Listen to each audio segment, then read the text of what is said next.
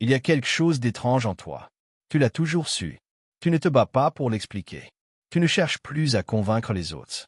Mais au fond de toi, dans ce silence que personne n'entend sauf toi, tu sais. Tu es différent. Pas défectueux.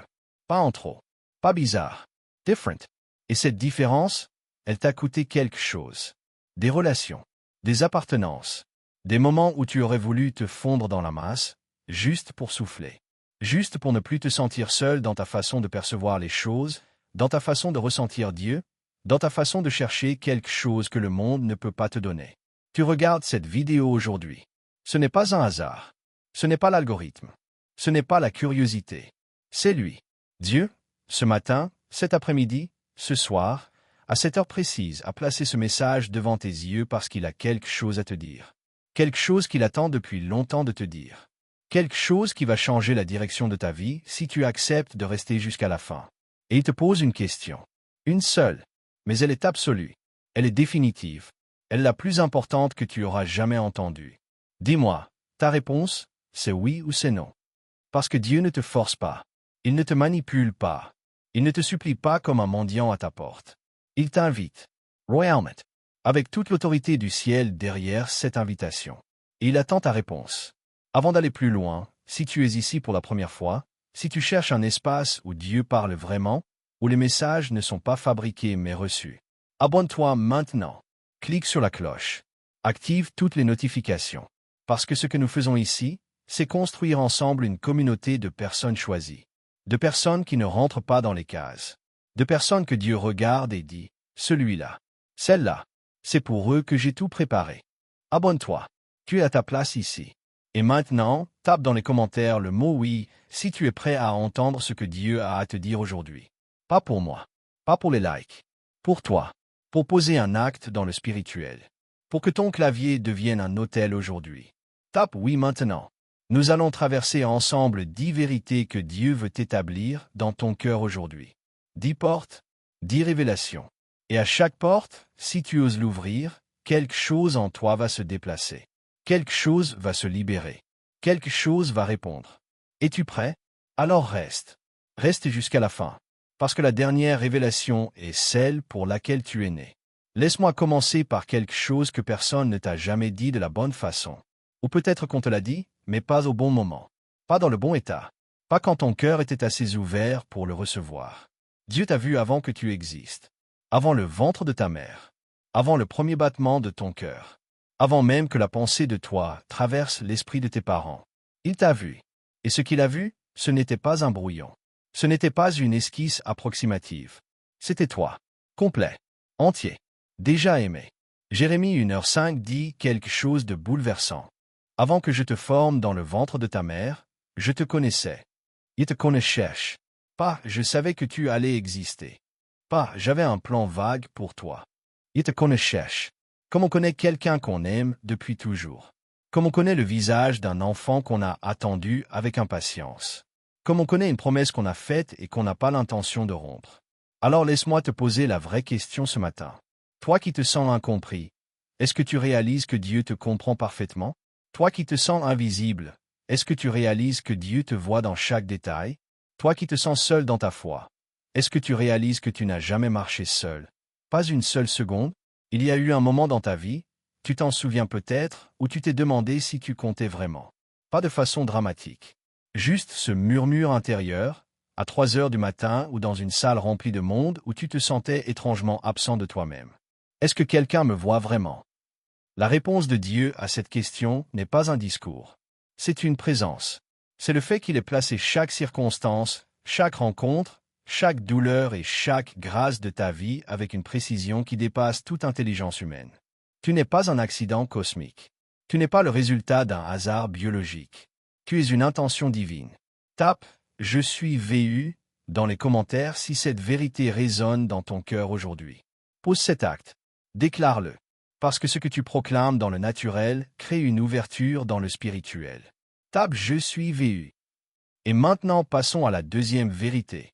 Celle qui va parler à ceux d'entre vous qui ont traversé des saisons de silence. Des saisons où Dieu semblait absent. Des saisons où vous avez prié dans le vide. Cette section est pour toi.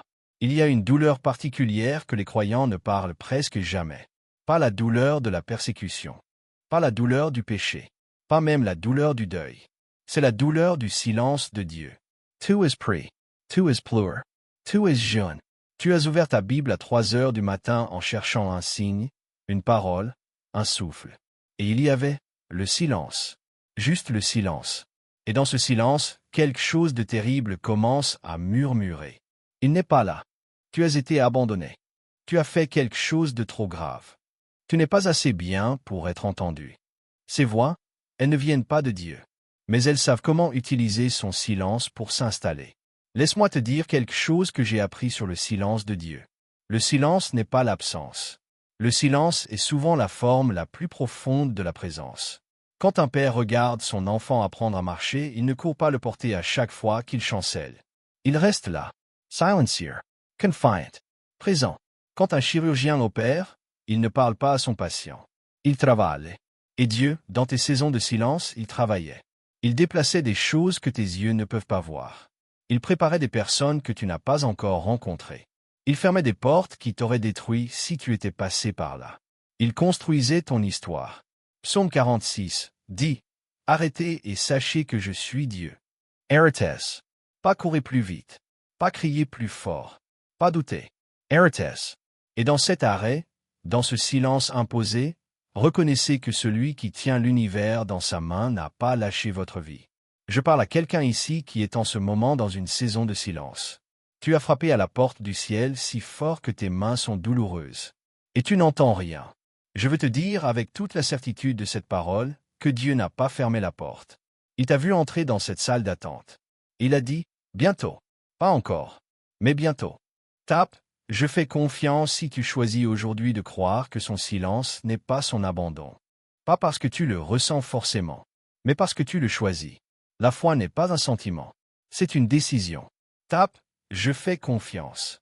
On t'a fait croire que ta différence était un problème à résoudre. Depuis l'enfance peut-être.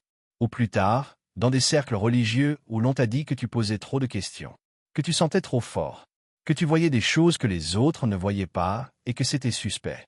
Que tu n'étais pas normal. Et tu as essayé. Dieu sait que tu as essayé. Tu as arrondi tes angles. Tu as baissé ton intensité. Tu as souri au bon moment et tu t'es tu quand ton cœur voulait crier. Tout ça pour rentrer dans une case qui n'a jamais été faite pour toi. Mais voici ce que la parole dit. Une Pierre 2h9, vous êtes une race élue, un sacerdoce royal, une nation sainte, un peuple acquis, afin que vous annonciez les vertus de celui qui vous a appelé des ténèbres à son admirable lumière. Une race élue, pas une race normale, pas une race qui rentre dans la moyenne, une race choisie. Et les choses choisies, elles sont différentes par définition. On ne choisit pas ce qui est banal. On ne met pas de côté ce qui est ordinaire. Tu as été mis de côté parce que tu es extraordinaire. Pense à Moïse, bègue, meurtrier en fuite, réfugié dans le désert pendant 40 ans. Différent de tous ceux qui l'entouraient. Ni vraiment égyptien, ni vraiment hébreu. Suspendu entre deux mondes. Et c'est cet homme-là que Dieu choisit pour libérer un peuple. Pas malgré sa différence. À travers elle. Pense à David, le plus jeune, le plus petit, l'oublié de la famille. Celui que son propre père n'avait pas jugé bon de présenter au prophète. Et c'est cet homme-là que Dieu oint comme roi. Pas malgré son invisibilité. À travers elle. Ta différence n'est pas un défaut de fabrication. C'est une marque d'onction. C'est le signe que Dieu t'a séparé dans sa langue. Saint vient de Kadosh, qui signifie séparé, mis à part, distinct pour quelque chose qui dépasse ce que tu peux voir de ta position actuelle. Je parle à quelqu'un qui a pleuré sa différence pendant des années, qui s'est excusé d'être ce qu'il est, qui a rétréci pour ne pas effrayer les autres. Aujourd'hui, dans ce message, Dieu te dit, arrête de t'excuser de ce que je t'ai fait être. Écris « Je suis choisi » dans les commentaires. Pas pour moi, pour toi, pour le déclarer dans le spirituel. Parce que ce que ta bouche proclame, ton cœur commence à croire. Écris « Je suis choisi ». Voilà le cœur de ce message. Voilà la raison pour laquelle cette vidéo a été placée devant toi aujourd'hui. Dieu te teste. Pas avec une épreuve douloureuse cette fois. Pas avec une perte. Pas avec une épreuve de feu. Il te teste avec une question. Une question si simple qu'elle semble presque trop facile. Et pourtant, c'est la question à laquelle la plupart des gens ne répondent jamais vraiment. La question est celle-ci. Est-ce que tu veux vraiment de moi? Pas de ma protection seulement. Pas de mes bénédictions seulement. Pas de ma délivrance quand tu es en crise. Moi, tout entier, dans ta vie, comme priorité absolue, comme premier, comme Seigneur. Oui ou non? Et là, quelque chose d'étrange se passe en nous. On veut dire oui. On dit oui. On a dit oui des centaines de fois dans des assemblées, dans des prières, dans des moments d'émotion spirituelle intense. Mais dans les choix quotidiens, dans ce qu'on regarde sur nos écrans à minuit, dans ce à quoi on donne notre énergie, notre temps, notre argent, notre attention, dans ce à quoi on pense en premier le matin et en dernier le soir, le oui ne se dit pas, il se vit. Matthieu 7h21, ce ne sont pas tous ceux qui me disent « Seigneur, Seigneur », qui entreront dans le royaume des cieux, mais c'est celui qui fait la volonté de mon Père qui est dans les cieux. Ce n'est pas brutal, ce n'est pas sévère, c'est une invitation à l'authenticité. Dieu ne veut pas de ta performance. Il ne veut pas de ton masque religieux. Il ne veut pas de tes bonnes réponses en public. Il veut toi, le vrai toi, le toi qui doute, le toi qui a peur, le toi qui est fatigué, le toi qui a essayé et qui est tombé. Et il pose la question à ce toi-là. Oui ou non? C'est un test parce que ta réponse, ta vraie réponse, celle que ton cœur donne avant que ton mental l'habille, cette réponse détermine ce qui vient ensuite dans ta vie. Un oui authentique ouvre des portes que aucune compétence humaine ne peut ouvrir. Un oui authentique active des ressources célestes que aucun argent ne peut acheter. Un oui authentique repositionne ta trajectoire, même si tu ne comprends pas encore le nouveau chemin. Alors je t'invite maintenant. Tape « Oui Seigneur » dans les commentaires. Pas parce que tu es parfait, pas parce que tu as tout résolu, mais parce que tu choisis de dire oui à partir d'aujourd'hui. Un oui imparfait vaut infiniment mieux qu'un silence poli. Tape « Oui Seigneur » maintenant. Il y a des choses qui t'ont été volées.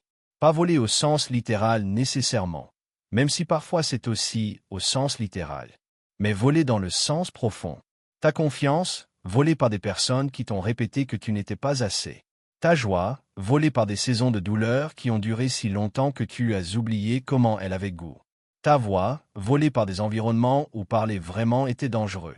Ton identité, volée par des définitions que les autres t'ont collées sur le corps sans ton consentement. Tes rêves, volés par la réalité, par les factures, par les déceptions successives, par les personnes qui t'ont dit que tu rêvais trop grand. Et aujourd'hui, tu vis peut-être avec les restes. Une version réduite de qui tu es censé être. Functional. Presentable, mais pas vivante, pas dans le sens plein du terme. Voici ce que Dieu dit sur ce qui t'a été volé. Joël 2h25, je vous rembourserai les années qu'ont dévoré la sauterelle, le Kélek, le Asile et le Gazam, ma grande armée que j'avais envoyée contre vous.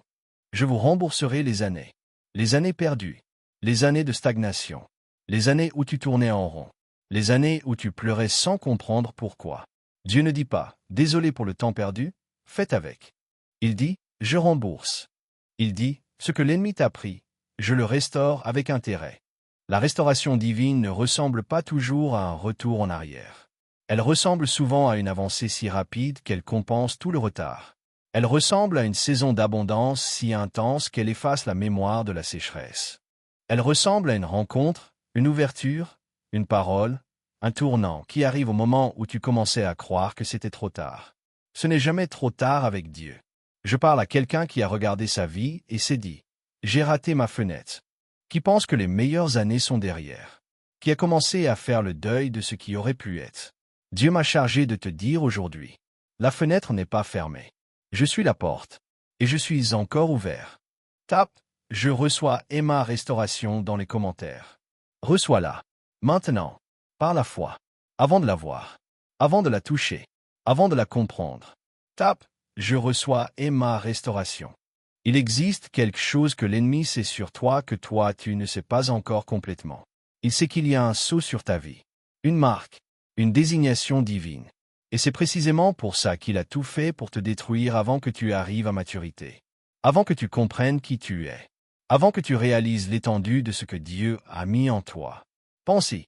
Pourquoi certaines personnes ont-elles des vies si compliquées dès le début? Pourquoi certains ont-ils grandi dans des chaos qui semblaient injustes, disproportionnés, presque ciblés? Je ne dis pas que Dieu a créé le mal. Loin de là. Mais je dis que l'ennemi ne gaspille pas ses ressources. Il n'attaque pas au hasard. Il cible ce qui représente une menace. Et si ta vie a été une bataille dès le début, c'est peut-être parce que tu représentais une menace pour les ténèbres avant même de le savoir. Éphésiens 1h13. En lui, vous aussi, après avoir entendu la parole de la vérité, l'évangile de votre salut, en lui vous avez cru et vous avez été scellés du Saint-Esprit qui avait été promis. Cells. Un sceau dans l'Antiquité, c'était une marque d'appartenance, une marque de protection, une marque qui disait « Cette chose appartient au roi. Personne n'y touche. » Tu portes ce sceau, pas parce que tu l'as mérité, pas parce que tu l'as demandé, mais parce que le sang de Jésus-Christ l'a apposé sur toi le jour où tu as dit oui à son amour. Et ce sceau, l'ennemi ne peut pas le briser. Il peut l'ignorer. Il peut faire comme s'il n'existait pas. Il peut te mentir en te disant qu'il a disparu. Mais il ne peut pas le briser. Aujourd'hui, dans ce message, je veux que tu réalises quelque chose. Les attaques que tu as subies ne sont pas la preuve que tu es faible. Ce sont la preuve que tu es précieux. Les portes qui se sont fermées devant toi ne sont pas la preuve que tu n'as pas ta place. Ce sont la preuve que l'ennemi avait peur de là où tu allais. Il attaque ce qui compte. Écris 777 dans les commentaires pour briser tout ce négatif que l'ennemi aurait essayé de poser sur ta vie. Écris 777 3 fois le chiffre de la plénitude divine. Déclarez par cet acte que tu appartiens à Dieu, que tu es marqué par le ciel, que toute désignation de l'ennemi sur ta vie est nulle et non avenue au nom de Jésus. Écris 777 maintenant. Parlons du doute. Pas de la foi fragile, pas du péché, pas de la faiblesse morale. Du doute. Parce que le doute est peut-être la chaîne la plus silencieuse que l'ennemi utilise contre les croyants les plus sincères. Tu as la foi. Tu le sais. Mais certains jours, la foi ressemble à une flamme dans la pluie, qui tremble, qui menace de s'éteindre, qui lutte contre quelque chose qu'on ne voit pas vraiment, mais qu'on sent. Et dans ces jours-là, la voix du doute est précise, presque scientifique. Et si tout ça n'était qu'une histoire que tu te racontes? Et si tu avais mal compris? Et si tu n'étais pas vraiment choisi? Et si Dieu avait changé d'avis sur toi? Ces questions ne sont pas des questions. Ce sont des armes conçues pour paralyser, pour t'immobiliser exactement au moment où tu étais sur le point de bouger. Marc 9h24, et c'est l'une des phrases les plus courageuses de la Bible. Un père dit à Jésus, « Je crois, viens en aide à mon incrédulité. » Ce père ne ment pas, il ne performe pas, il dit la vérité la plus difficile. J'ai de la foi et du doute en même temps. Et je viens quand même. Et Jésus, il ne réprimande pas cet homme. Il guérit son fils. Tu peux venir à Dieu avec ton doute.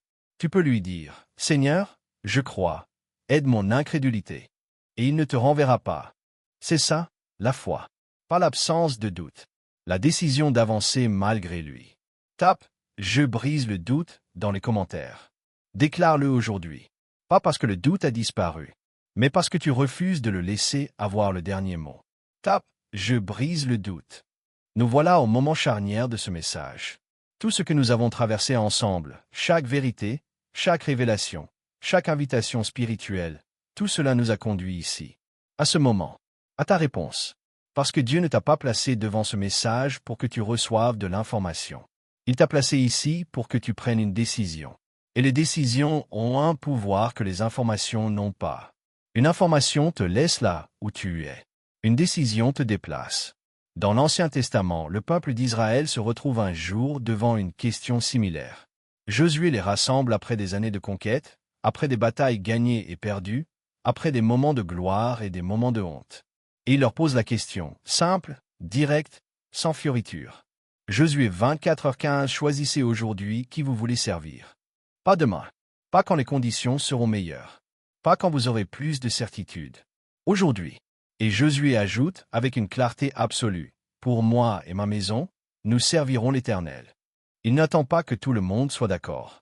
Il n'attend pas que le contexte change. Il ne négocie pas sa position. Il décide. Et cette décision, elle a forgé un héritage. Ta décision aujourd'hui va forger quelque chose aussi. Pas seulement pour toi. Pour les personnes qui marchent dans ton sillage. Pour tes enfants. Pour les personnes que tu n'as pas encore rencontrées mais qui seront touchées par qui tu choisiras d'être.